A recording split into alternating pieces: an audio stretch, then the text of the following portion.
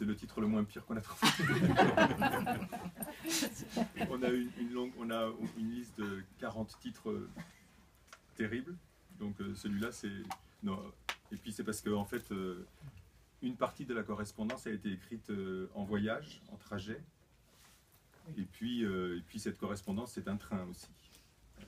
Mais c'est vrai aussi que c'est le titre le moins pire. On a eu beaucoup de mal à le trouver. Et voilà, plusieurs raisons. Je ne sais pas si ça répond à votre question. Oui, beaucoup de lettres ont été écrites, oui, soit dans les avions, soit dans les trains, pour toi et pour moi. J'ai envie de dire, est-ce que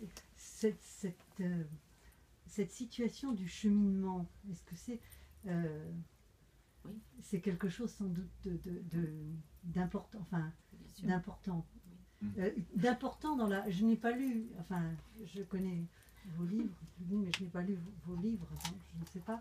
Mais est-ce que ça a une conséquence sur, est-ce que ça se traduit, ce problème de cheminement, de voyage, est-ce que ça se traduit dans la manière d'écrire?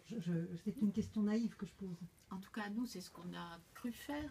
C'est un voyage sur nos écritures respectives, mais c'est un voyage qui était commencé avant de se lancer dans cette correspondance. Depuis qu'on s'est rencontrés, on essaie de comprendre pourquoi on écrit, quel genre d'écrit, quel genre de littérature chacun de nous fait, pourquoi Frédéric a été conduit à écrire des romans, pourquoi moi j'ai été conduite à faire plutôt de la science entre guillemets. Donc c'est un voyage, puisque sans arrêt, et d'ailleurs on le continue, puisqu'on est en train de continuer la suite, puisque l'énigme de cette recherche, de notre désir d'écrire, elle ne cesse de reculer.